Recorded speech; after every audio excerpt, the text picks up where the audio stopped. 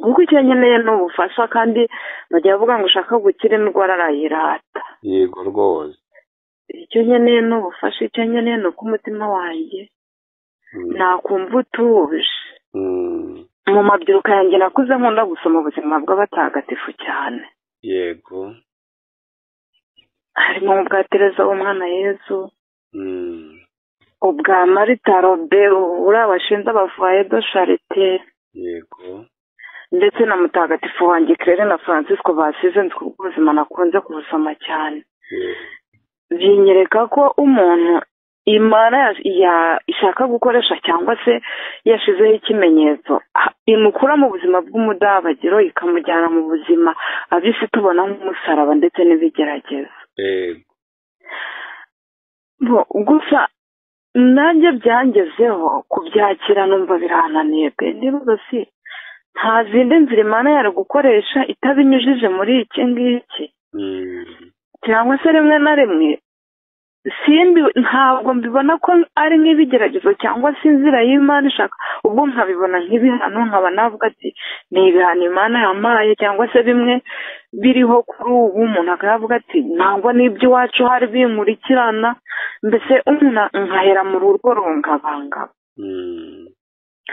Gusa nanjye nzi ko pe umwana w'Imana cyangwa umwana wa Mariya adatana n'umusaraba, kandi kwiyahura nzi neza ko uba wifungiye ingoma y'Imana nk'uko umundi yabibona we yabivuze akavuga ati ndetse n'umuryango ubu wishizeho umuvumo. Abana gukura bumva bavuga ngo nyoko yapfuye yiyahuye cyangwa se papa we yari yiyahuye, nabwo ni ikintu kigenda kibakomeretsa n'abandi bene wanyu bose baba bagufasheho. Ngera hari ikintu kimbabaza nako ikintu kirushaho kunca intege ni uko ngeze aho numva ijambo ry'Imana ntacyo rikimfasha. Abari gusenga nkababona nk'abantu bari gusenga ko badabagiye bameze neza, ndetse njye mu by'ukuri nabaye nk'uwihaye akato mu buzima bwanjye, kuko muri njye ndi umugore ufite abana 4, narize ndangiza na kaminuza kujya kuri iyi saha nta n'ikiraka nakora cya diplome yanjye. Nta na kimwe urakora kuva wabona diplome yawe ya kaminuza? Nta na kimwe, imyaka 10 irashize. Ntacyo ubwo binyemereye kubishyiraho, ndabishyiraho rwose, bakomeze bakube hafi bakugira inama, kuko ntabwo twakwemera ko roho yawe izimira cyangwa ikomeza gucika intege kandi abakagutera imbaraga bahari. Ijwi ry'umubyeyi rihumuriza, rikomeza, riyobora, rivuganira, ritabariza, riburira, rikosora, rigahanura, rikigisha, rigatumika, rigahindura, rikamenyesha, rigahugura. Tega amatwi ijwi ry'umubyeyi, ryumve, uryumvirize, uryumvire.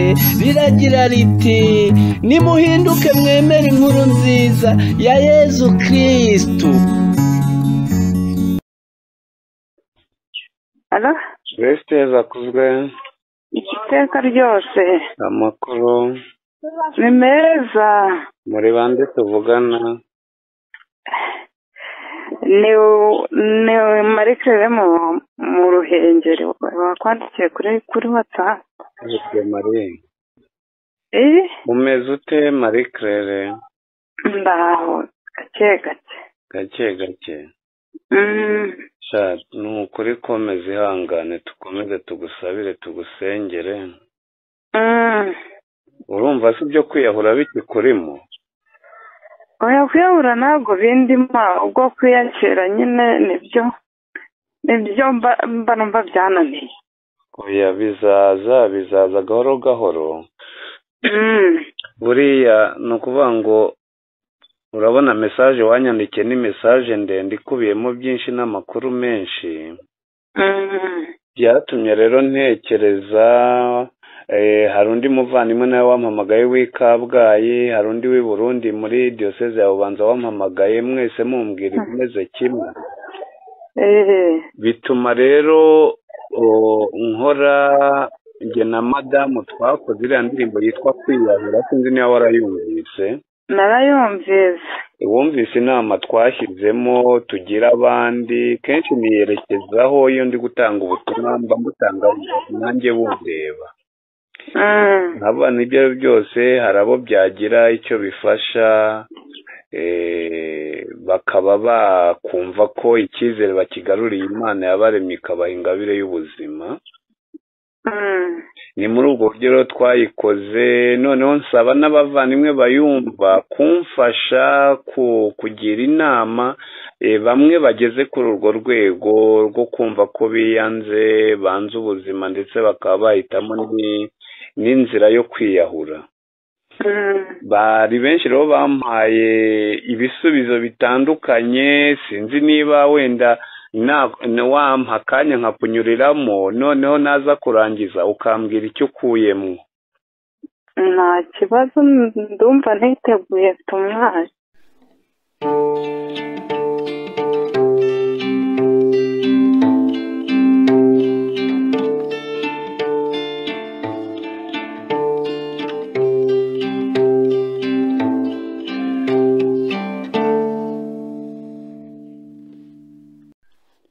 tega amatwi rero muvandimwe, izo nama zitandukanye nzishyireho uko zakabaye. ndirinda rero kugira uwo mvuga amazina kuko nta wantumye kuvuga amazina, ahubwo ndavuga inama zabo bagiye baha kandi bagenera buri wese waba ufite ibibazo bijyanye no kwiheba, kugera ku rwego rwo hejuru, kugira aho yakwiyambura ubuzima. uwa mbere rero yaragize ati, Modeste, uzi ko wagira ngo wari uzi ko mfite ibibazo bimeze nk'iby'uwo muvandimwe waguhamagaye? ni ukuri pe, urakoze kundema agatima. undi muvandimwe w'i Kabgayi nawe aragira ati, ibihe turimo biragoye cyane kuko ubumuntu mu bantu buragenda bushira, kwizera biradusaba imbaraga nyinshi kandi si twebwe tuziha. undi muvandimwe w'i Kigali nawe aragira ati, abo bantu bameze batyo ni ukubagira inama no kubasaba kongera umwanya wo gusenga. undi nawe aragira ati, hakenewe ubumwe mu isengesho, nicyo gikuru. undi nawe arongera ati, kwizera gusa ukiyakira muri ubwo buzima nicyo gisubizo, uwiyahuye ntacyo aba akemuye.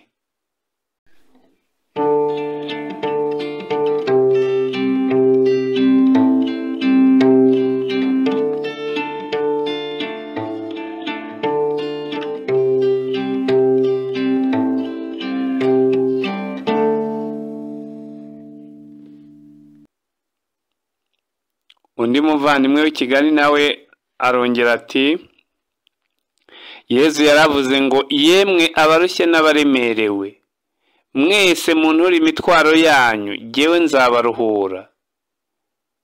ati kandi Pawulo yaragize ati, hari icyo mukeneye?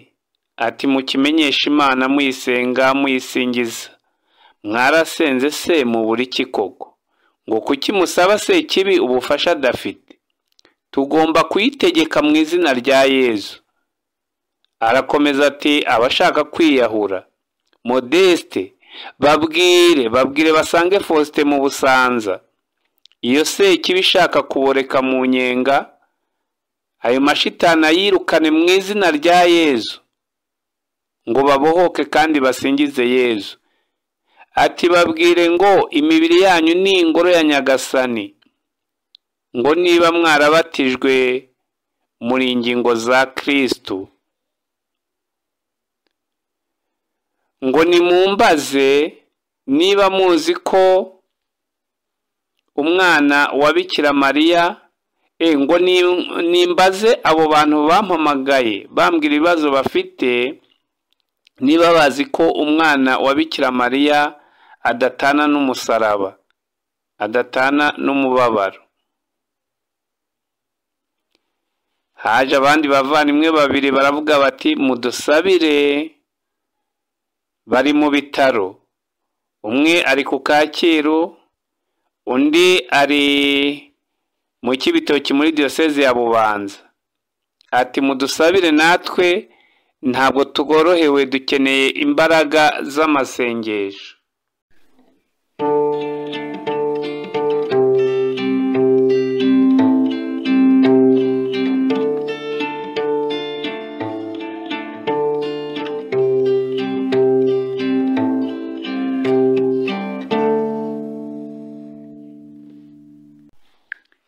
Undi muvandimwe uri mu gihugu cy'u Burundi nawe aragira ati erega Modeste biri hose, ati hano iwacu muri paruwase yacu hari umugabo wabuze ibyo atungisha urugo rwe, none yaratorongeye yaragiye baramubuze kandi yashize igihe kinini.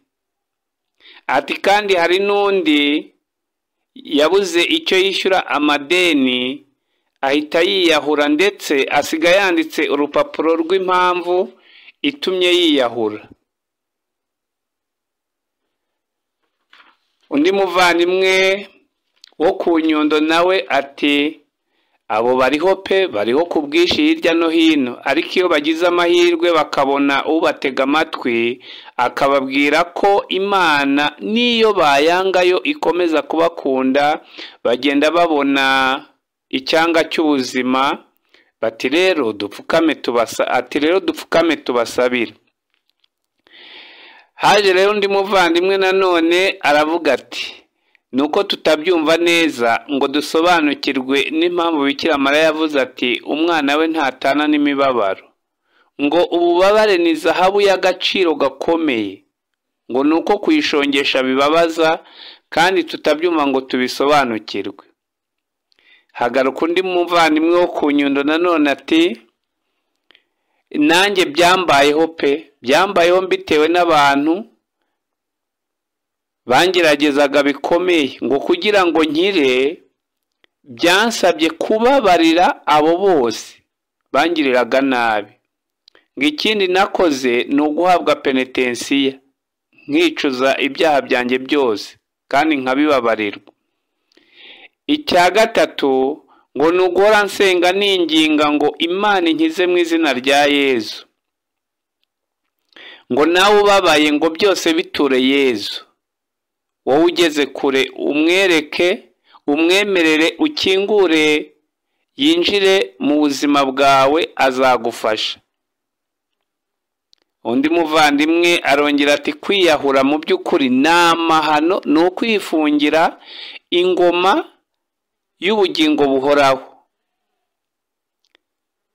Haza undi muvandimwe ati ubu ibibazo byabaye byinshi, ariko uwatinyutse akabivuga aba ari mu nzira yo gukira.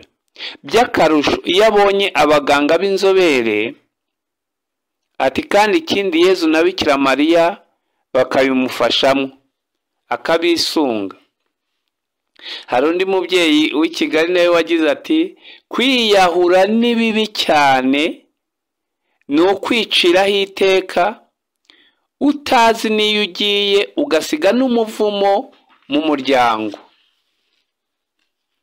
Ngana ku musozo rero, hari umuvandimwe nawe uri hanze utari mu Rwanda, nawe yaragize ati kwiyahura ntabwo abantu bafite aho kubihungira, kuko shitani ahangaho iba yarahubatse, kandi nizo ngaruka kubageza kuri urwo rwego rwo kwiyahura n'ikibashakaho. Ngo igisubizo rero ni ugusenga cyane kugira ngo Imana itabare umuryango wayo, ngo naho inyigisho zo ngira ngo ziratangwa. Igisigaye ni ukureba icyo Yezu abivugaho. Bene iriya shitani itsindwa no gusiba no gusenga. Ndabona rero yanditse Mariko umutwe wa 9 umurongo wa 29, aho kugira ngo uyu murongo tubashe kumva neza, reka iyi vanjiri ya Yezu tubashe kuyisoma neza duhereye ku murongo wa 14. Niho ubasha kumva neza impamvu yavuze ibyiroho mbi yirukanwa n'amasengesho, impamvu Yezu yabibwiye abigishwa be n'intumwa ze, impamvu se natwe uyu munsi bitureba kugira ngo tubone aho duhera dutsinda izo roho mbi zitugendaho. Reka iyo vanjiri tuyumve.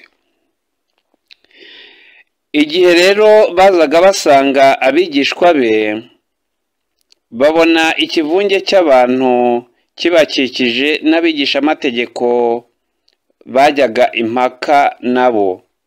Rubanda rwose bakimurabukwa barahomboka maze biruka bajya kumusuhuza.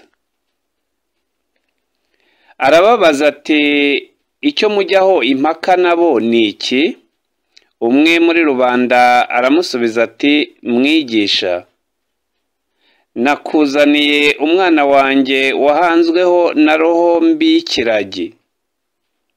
Iyo imweguye imutura hasi, maze akazana urufuro, agahekenya amenyo kandi akagagara.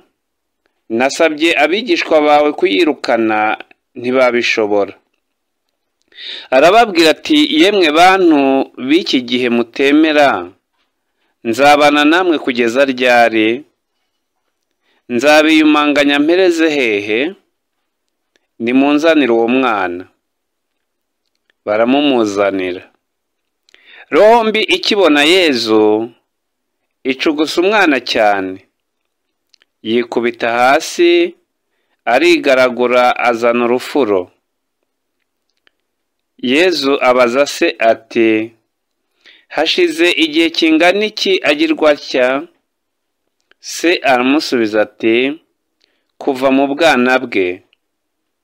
Inshuro nyinshi yamuroshye mu muriro no mu mazi kugira ngo imwice.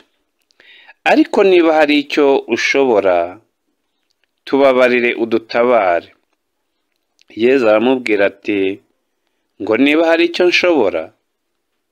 Erega byose bishobokera uwemera.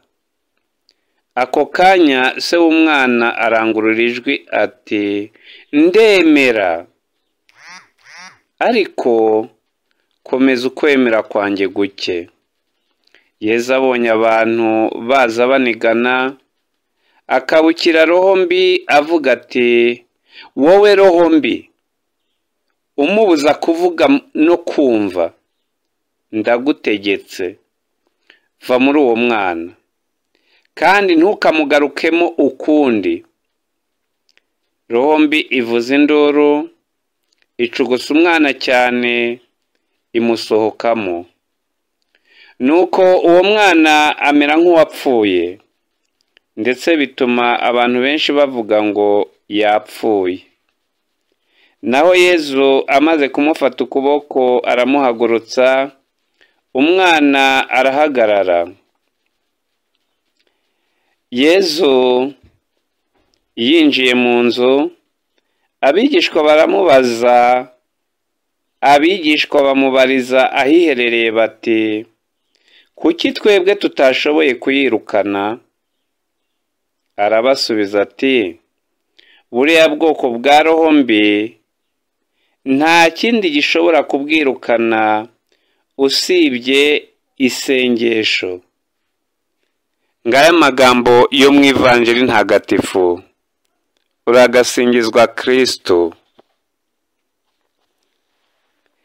Muvandimwe rero, nk'uko wabyumvise, ivanjiri twumvisha nyine ko roho mbi zihari kandi ziteza abantu, zishaka kubaroha mu ruzi, zishaka kubaroha mu muriro, zishaka se ko biyahura, zishaka se ko bata umutwe bagasara bakirukanka. Ariko Yezu ni muzima, Yezu ni umukiza, ni umutegetsi, arazitegeka kandi arazirukana zikagenda. Uwo Yezu rero niwe uyu muvandimwe waduhaye iri somo, yifuza ko wayoboka, kandi nk'uko yakirije abandi nawe akagukiza. Ni nabyo tugusabira, kandi twifuza ko bikugirirwaho ubigizemo uruhare bwo gusenga cyane, ubishobojwe no kwiyiriza, ndetse n'abagufasha bamurikiwe n'iri jambo ry'Imana bakabasha kugira icyo bagufasha kuri roho yawe no ku buzima bwawe kugira ngo wongere ube ugomba kuba we. Turagusabira rero ingabire y'Imana ikugereho, agakiza ka Yezu kakugereho, ubone imbaraga, urumuri, amahoro n'ibyishimo tumukesha, kandi turagusabira bikugirirweho kubwa Yezu Kristo umwami wacu. Amen. Ijwi ry'umubyeyi rihumuriza, rikomeza, riyobora, rivuganira, ritabariza, riburira, rikosora, rigahanura, rikigisha, rigatumika, rigahindura, rikamenyesha, rigahugura. Tega amatwi ijwi ry'umubyeyi, ryumve, uryumvirize, uryumvire.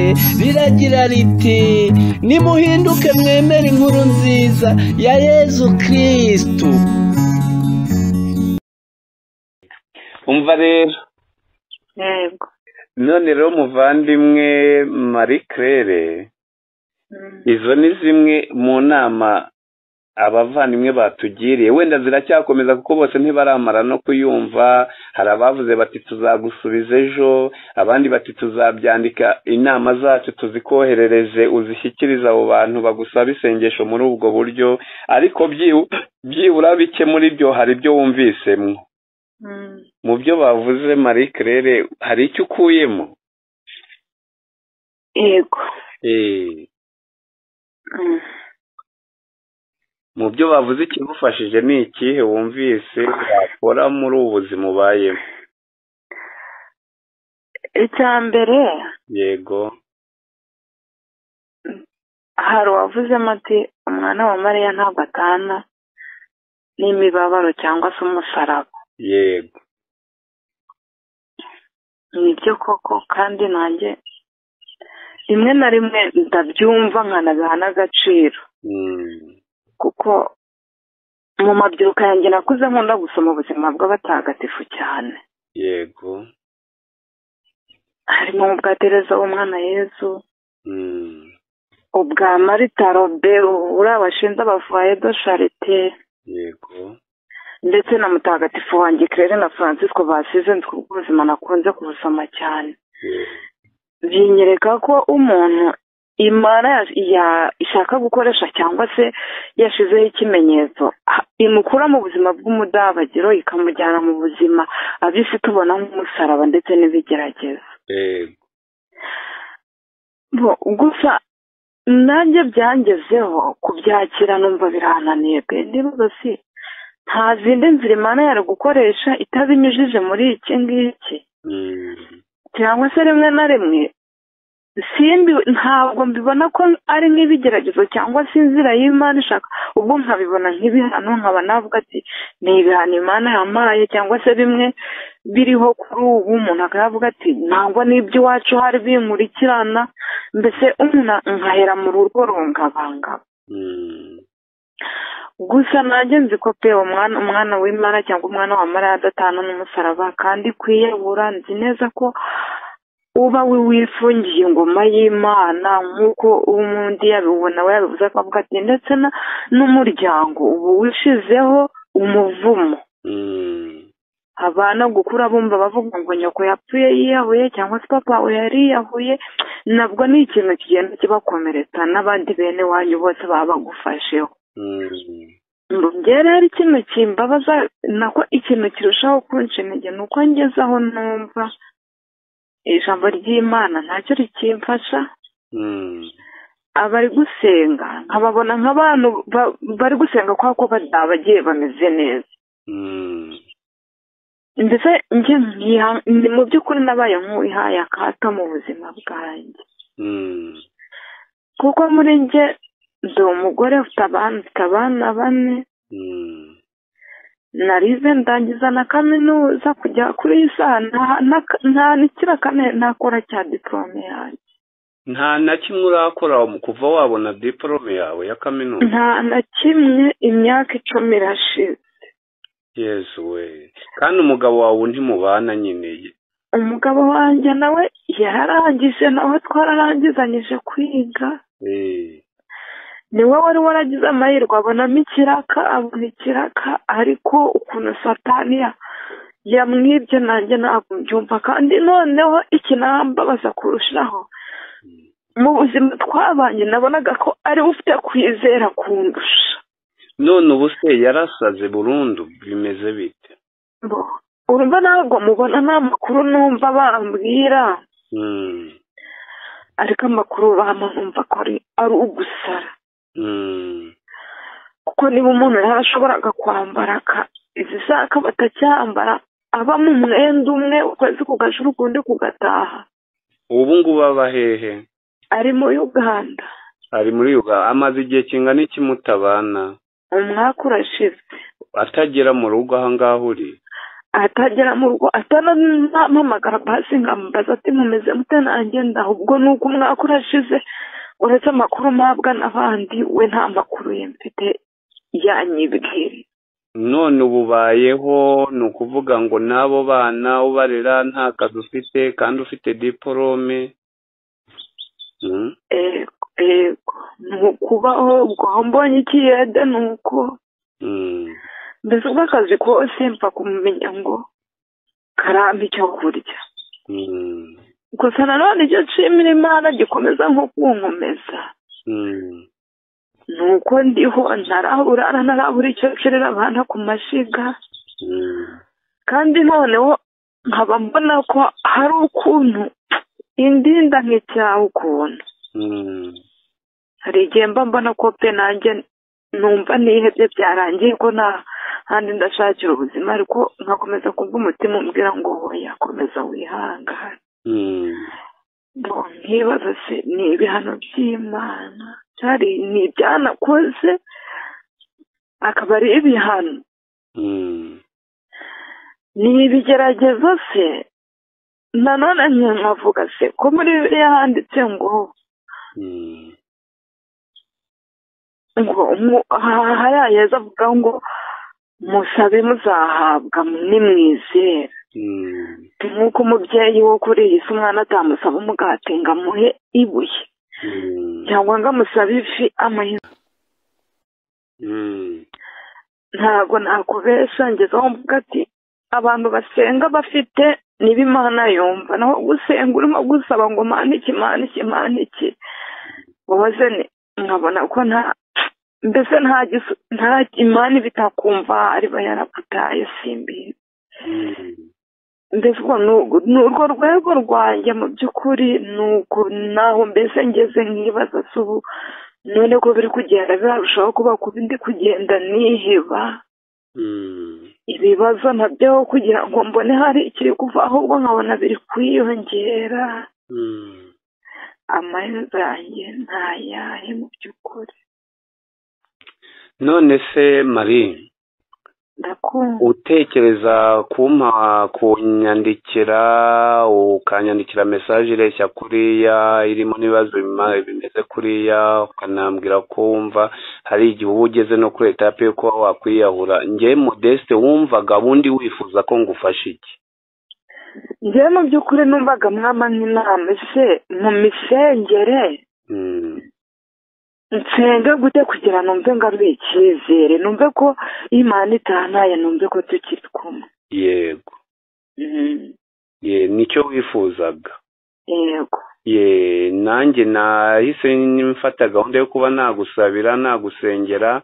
wabonye ko nirinze guhita ngusubiza kuko numvaga urwego ugezeho rukeneye izindi mbaraga z'abandi nabo bafite imbaraga, nk'uko wumvaga n'abantu bavuga bati uriya muntu yamurangira, abasaseredoti bakamuganiriza bakamufasha muri ubu buryo ubu n'ubu, abandi bati yajya mu makoraniro y'abasenga, abandi bati mbese wumvise inama zitandukanye batanze.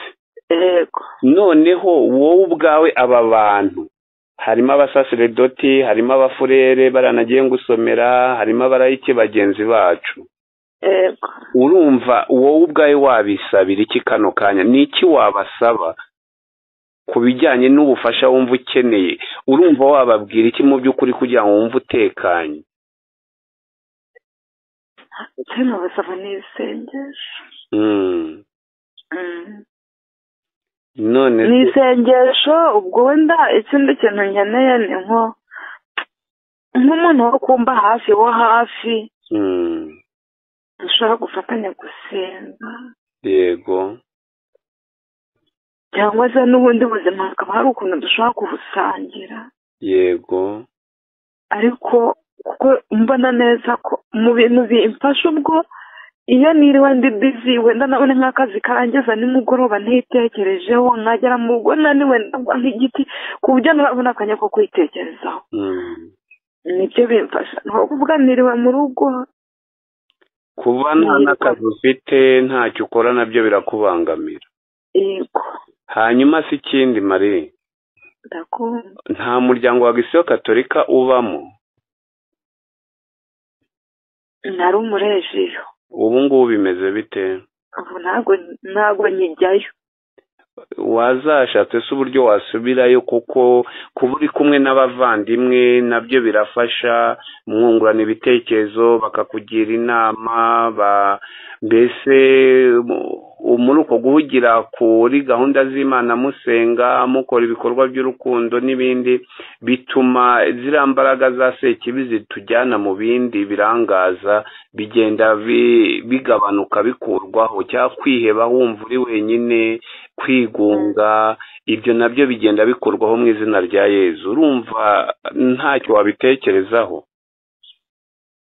ntabitekerezaho uretse ko ari n'ubwo ikibazo nabwo uretse kuba nabonye akanya nabuze akazi. ariko ntabwo ngiye kukubesha rwose no ku cyumweru ngenda ko ariyo nakabonye. ubwo rero byaba nko kuvuga ngo bihuye n'umunsi nashomye nabonye nabuze icyo gukora.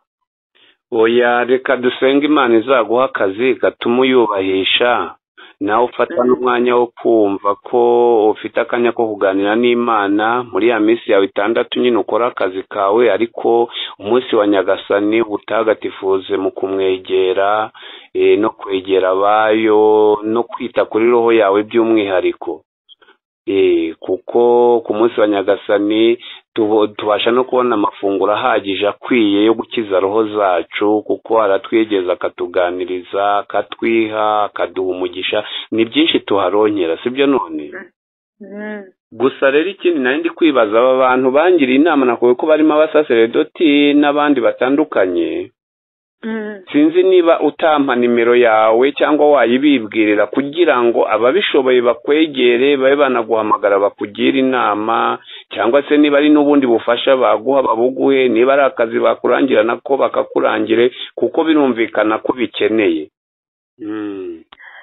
ntabwo nakubesha ngezeho mvuga ati abantu basenga bafite niba Imana yumva, naho gusenga urimo gusaba ngo Mana iki wowe nkabona ko mbese nta Imana bitakumva ariba yaraputaye simbi. mbese ni urwo rwego rwanjye mu by'ukuri, nuko naho mbese ngeze nkibaza ubu none ko biri kugenda birarushaho kuba kubi, ndi kugenda niheba. ibibazo nabyo kugira ngo mbone hari ikiri kuva, ahubwo nkabona biri kwiyongera. amaherezo yanjye ntayahe mu by'ukuri.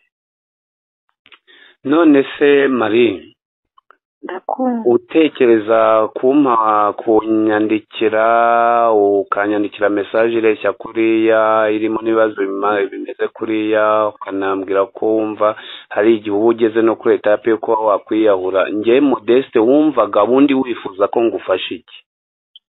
njyewe mu by'ukuri numvaga mwama nk'inama se mu misengere nsenge gute kugira numve ngaruye icyizere, numve ko Imana itanaye, numve ko tukiri kumwe. yego.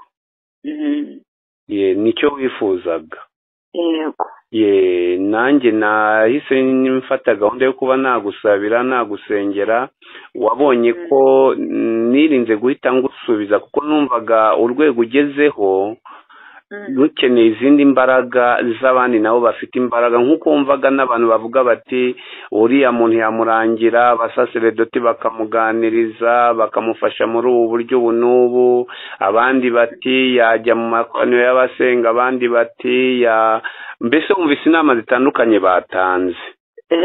Noneho wowe ubwawe aba bantu harimo abasaseredoti, harimo abafurere baranagiye gusomera, harimo abarayiki bagenzi bacu, urumva wowe ubwawe wabisabira iki kano kanya? Ni iki wabasaba ku bijyanye n'ubufasha wumva ukeneye? Urumva wababwira iki mu by'ukuri kugira ngo wumve utekanye? icyo nabasaba ni isengesho. None ni isengesho. Ubwo wenda ikindi kintu nkeneye ni nk'umuntu wo kumva hafi wo hafi dushobora gufatanya gusenga. Yego. cyangwa se n'ubundi buzima hakaba hari ukuntu dushobora kubusangira. Yego. ariko kuko mbona neza ko mu bintu bimfasha ubwo iyo niriwe ndi busy wenda nabone nk'akazi karangiza nimugoroba ntitekerejeho, nkagera mu rugo naniwe ndagwa nk'igiti ku buryo nabona akanya ko kwitekerezaho. nibyo bimfasha. nko kuvuga niriwe mu rugo, kuba nta n'akazi ufite ntacyo ukora nabyo birakubangamira. yego. hanyuma si ikindi Marie, ndakumva. nta muryango wa Gisiyo Katolika ubamo? nari umurejiyo. ubu ngubu bimeze bite? ubu ntabwo nkijyayo. wazashatse se uburyo wasubirayo, kuko kuba uri kumwe n'abavandimwe nabyo birafasha, mwungurana ibitekerezo bakakugira inama, mbese muri uko guhugira kuri gahunda z'Imana musenga mukora ibikorwa by'urukundo n'ibindi, bituma ziriya mbaraga za sekibi zitujyana mu bindi birangaza bigenda bigabanuka bikurwaho, cyangwa kwiheba wumva uri wenyine, kwigunga, ibyo nabyo bigenda bikurwaho mu izina rya Yezu. urumva ntacyo wabitekerezaho? ntabitekerezaho, uretse ko nyine ubwo ikibazo nabwo uretse kuba nabonye akanya nabuze akazi. ariko ntabwo ngiye kubesha rwose, no ku cyumweru ngenda ko ariyo nakabonye. ubwo rero byaba nko kuvuga ngo bihuye n'umunsi nashomye nabonye nabuze icyo gukora. oya, reka dusenga Imana izaguha akazi gatuma uyubahisha, nawe ufata n'umwanya wo kumva ko ufite akanya ko kuganira n'Imana muri ya minsi yawe 6 nyine ukora akazi kawe, ariko umunsi wa Nyagasani utagatifuze mu kumwegera, no kwegera abayo, no kwita kuri roho yawe by'umwihariko. kuko ku munsi wa Nyagasani tubasha no kubona amafunguro ahagije akwiye yo gukiza roho zacu, kuko aratwegeza akatuganiriza, akatwiha, akaduha umugisha. ni byinshi tuharonkera, sibyo? none gusa rero ikindi nari ndi kwibaza, aba bantu bangiriye inama nakuwe ko barimo abasaseredoti n'abandi batandukanye, sinzi niba utampa nimero yawe cyangwa wayibibwirira kugira ngo ababishoboye bakwegere babe banaguhamagara bakugira inama, cyangwa se niba ari n'ubundi bufasha baguha babuguhe, niba ari akazi bakurangira nako bakakurangire, kuko birumvikana ko bikeneye. nimero ya MTN ni 079 8. Yego. 98. Yego. 45. Yego. 46. Yego. ni ku Airtel ndi kubona kuyigeraho biri gutuma mva ku murongo, anti wenda ndayohereza muri message. iyi se wampamagaje? iyi niyo ngiyi. iyi ngiyi ni 07 22 80 91 87. yego. izi zose zikubaruyeho? witwa nde? Mukamurenzi Marie Claire. Yezu aguha umugisha kandi akurinde. yego, urakoze. yego rero ugira umunsi mwiza n'ibihe byiza. yego nawe. kandi ukomeze kwihangana, Yezu na Bikira Mariya bakube hafi muri ubwo buzima ubayemo. yego urakoze. inshuti bakunze ba radiyo televiziyo ijwi ry'umubyeyi Bikira Mariya mu bana be ridufasha kwamamaza Yezu muri Mariya ku mbuga nkoranyambaga. Mwakoze rero gukurikira iki kiganiro twagiranye n'uyu muvandimwe, nk'uko mwamwumvise ubabaye, afite agahinda, arababaje mu by'ukuri kandi akeneye inkunga, akeneye ubufasha, akeneye kuva mu bwihebe, mu bwigunge, kuva muri biriya bibazo afite. Hari uwaba afite kumuhumuriza, kumukomeza, hari uwafite kumurangira akazi nk'uko yabivuze kandi abyifuza. Mwese rero yaduhaye telefone ze, Airtel na Tigo yabiduhaye. Tugerageze kumwegera, tumuhamagare, tumuhumurize, tumukomeze mu kwemera, mu kwizera, tumusangize ku byishimo dufite twitegura aho Umukiza agiye kutuvukira, akavukira mu mitima yacu, nawe azasange yaravuye muri biriya bibazo abayemwo, ndetse yifuje gushyira ahagaragara kugira ngo byibura bibashe kubonerwa umuti. Turabashimira rero ku nama zanyu mwatanze, ibitekerezo mwatanze, ijambo ry'Imana mwaduhaye, kugira ngo akomeze yumve ko ari mu muryango w'abana b'Imana, abari hafi n'abari kure bamutekereza. Dukomeze rero tuzirikane abari mu buzima bubabaje bukakaye, cyane ko bavuga ngo agahwa kari kundi karahandurika. Ese ari wowe bikugezeho wabyifatamwo ute? Hari abari bambwiye bati Modeste, kuki uzana ibintu by'ububabare kandi turi mu gihe cy'ibyishimo? Nibyo koko turi mu gihe cy'ibyishimo, ariko si umuvandimwe ubabaye ugutabaje ushaka kumuhumuriza wamwirengagiza kuko ababaye? Ahubwo nawe akeneye ibyo byishimo, akeneye kuba abantu bamuri hafi. Ndabashimiye rero, mwakoze cyane. Mwari kumwe nanjye Modeste Nkomezamihigo, umwogezabutumwa n'umunyamakuru wa Yezu na Bikira Mariya kuri radiyo ijwi ry'umubyeyi Bikira Mariya mu bana be, ridufasha kwamamaza Yezu muri Mariya ku mbuga nkoranyambaga. Mugire umugisha kandi mwiranwe na Yezu na Bikira Mariya, tuzirikana umuvandimwe wacu, tunamusabira ku izina ry'Imana Data na Mwana na Roho Mutagatifu. Amina. Ijwi ry'umubyeyi rihumuriza, rikomeza, riyobora, rivuganira, ritabariza, riburira, rikosora, rigahanura, rikigisha, rigatumika, rigahindura, rikamenyesha, rigahugura. Tega amatwi ijwi ry'umubyeyi, ryumve, uryumvirize, uryumvire. Riragira riti: nimuhinduke mwemere inkuru nziza ya Yezu Kristu.